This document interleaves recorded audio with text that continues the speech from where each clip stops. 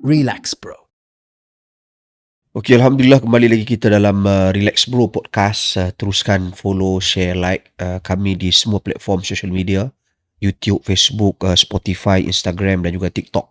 Agar kami terus lestari insyaAllah. Memberikan info-info yang menendangkan, berfakta dan juga bersopan santun. InsyaAllah. Okey, Gil. Bersopan santun. Baik, kita boleh bincang topik Isyam Jalil kena pecat Syam tu. Jalil. Okey. Dan okey, ini topik memang agak sedikit heavy. Perihal MLFF.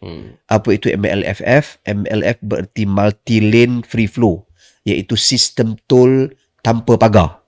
Okey. Maknanya tol yang kita lalu sebelum ni, tol pun tak adalah. Maknanya sistem sebelum ni kita lalu kan ada touch and go, dia ada palang.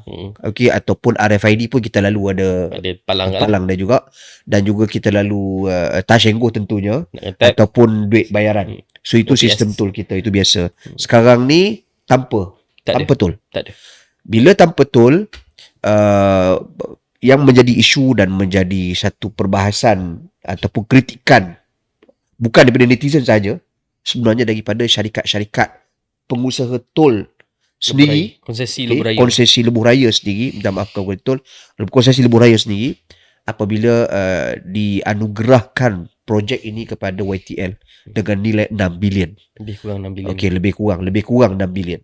So jadi Agil, apa you punya pandangan? Dia sebelum saya ni dia lebih kepada persoalan pada kerajaan yang masih lagi kita nantikan jawapan daripada Kementerian Kerja Raya. Yang mana bila keluar isu pengenalan MLFF, dia ada penolakan yang jelas daripada Persatuan Konsesi Lebuh Raya.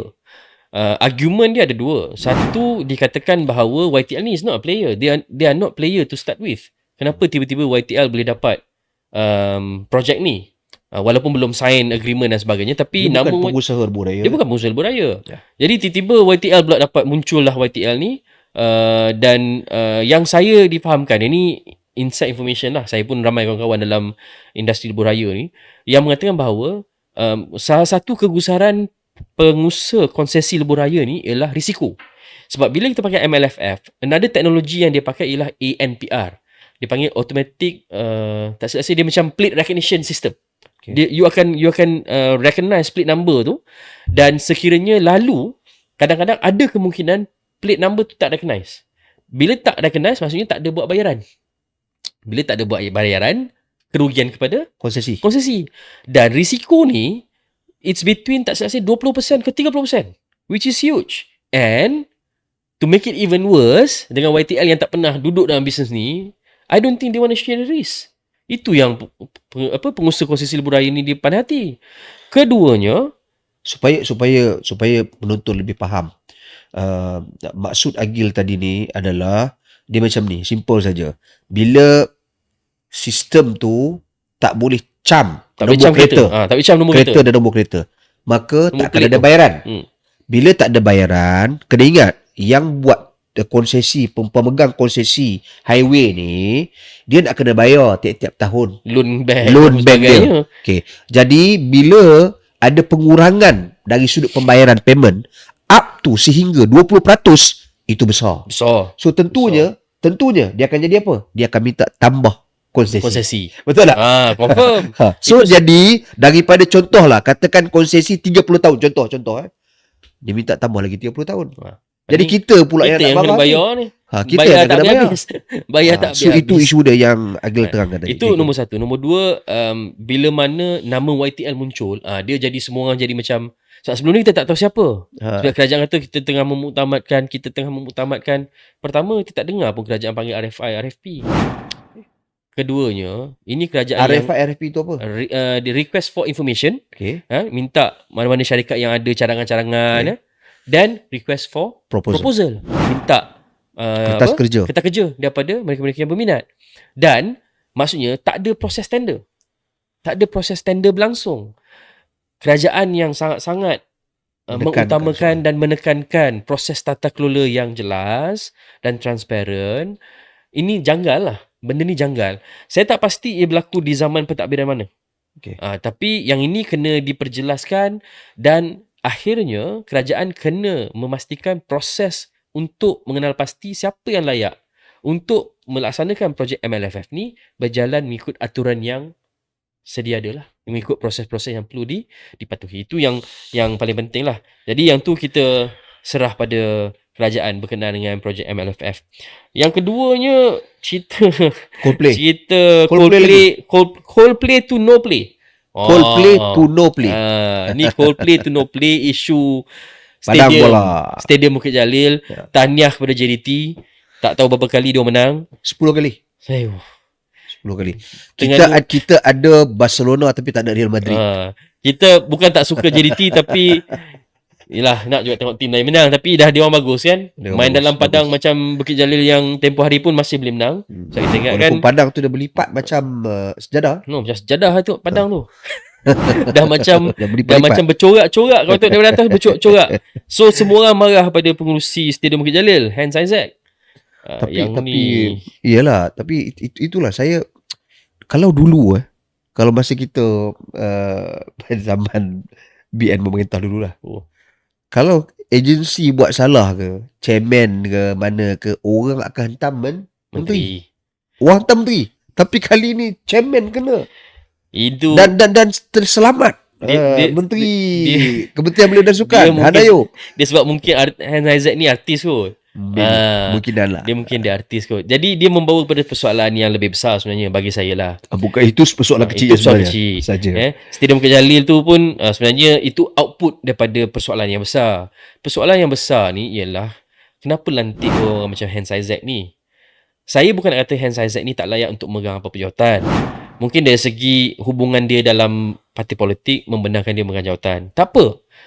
Tapi biarlah dia pegang jawatan yang setara dan sesuai dengan dia. Sebab dia orang seni. Bukan nak kata dia tak layak langsung memegang jawatan di Stadium Bukit Jalil. Tak. Dia boleh belajar macam dalam episod lepas. Doktor boleh belajar dan sebagainya. Betul. Tapi kalau boleh. Ini juga saya pernah satu komen saya pernah buat bila Dr. Ashraf Wajdi, kita punya Setiausaha Agung UMNO, dilantik sebagai Chairman MARA. Dan ada orang kata kenapa lantik dia. Tapi saya pertahankan. Saya kata kalau dia layak, bagilah. Dia ada kelayakan, dia ada pengalaman, bagilah. Tak, kalau macam ni tak ada siapa nak jadi ahli politik kalau nak lantik pun tak boleh. Tapi soalan dia ialah apakah pertimbangan yang digunakan untuk melantik sesetengah individu memegang jawatan dalam agensi-agensi kerajaan, seperti contoh Perbadanan Stadium Bukit Jalil. Yang ni persoalan besar yang perlu dijawab. Apa pendapat Dok? Saya tak ada masalah buat tu sebenarnya. Dia melantikkan ini macam saya simple. Saya pegang dengan kata-kata Umar dan juga Abu Bakar dengan Al-Imam Al-Bukhari. Senang aja. Arahan ataupun galakkan untuk belajar.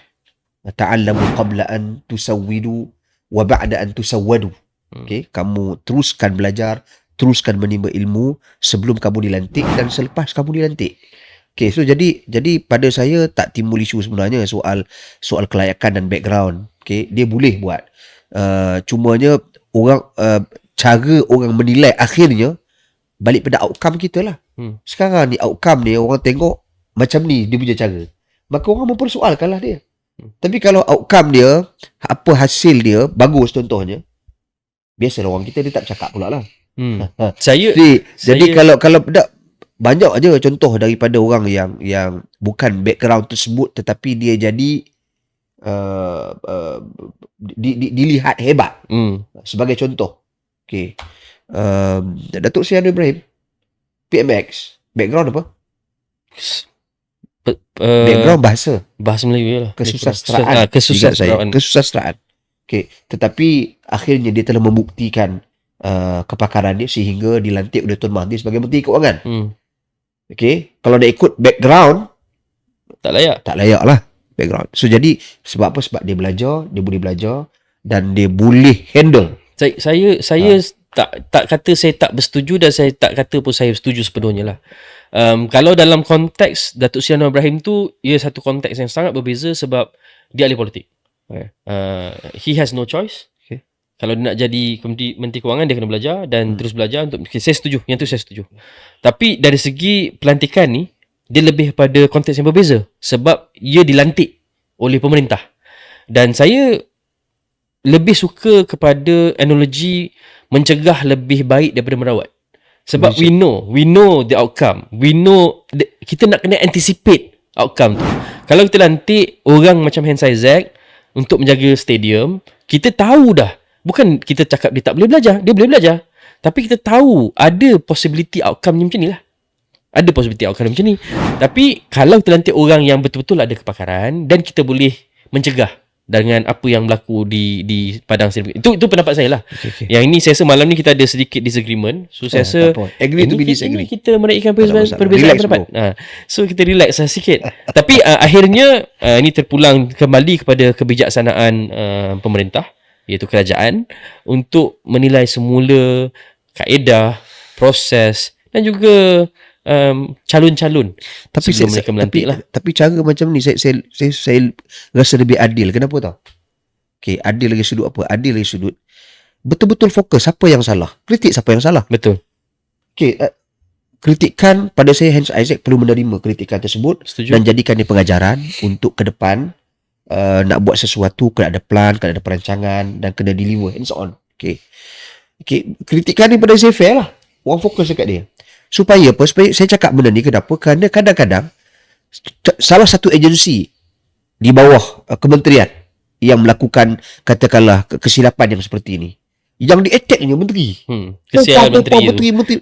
Saya ingat lagi masa KJ YB KJ, masa dia menteri KBS, yang ada pegawai dalam KBS yang memiliki bukanlah dikatakan ditangkap oleh SPRM kerana dikaitkan dengan satu kes penyelewengan duit yang sepatutnya diberikan projek lah. Projek tak ada tapi duit ambil. Almost 100 million saya ingat saya. Seingat saya almost 100 million. Tapi orang attack siapa? Orang attack KJ macam tu. Kesian dia. Dia masa tu dia kata saya mari KBS ni saya tak tahu. Baru mari sebagai menteri benda tu keluar. Betul. So jadi yang tak tu adil lah macam tu tak adil. Tak adil menyerang Bukan, menteri. saya bagi contoh dia, banyak lagi berlaku sebenarnya. Why attack menteri? Isu harga barang. Ini sebenarnya benda lain tapi menteri kena attack. Isu ni.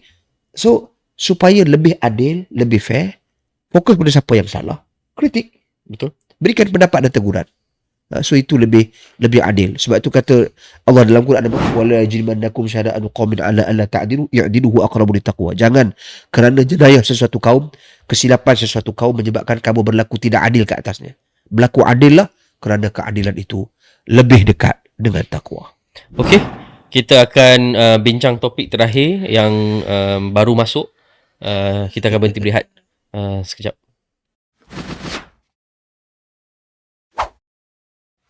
Relax bro.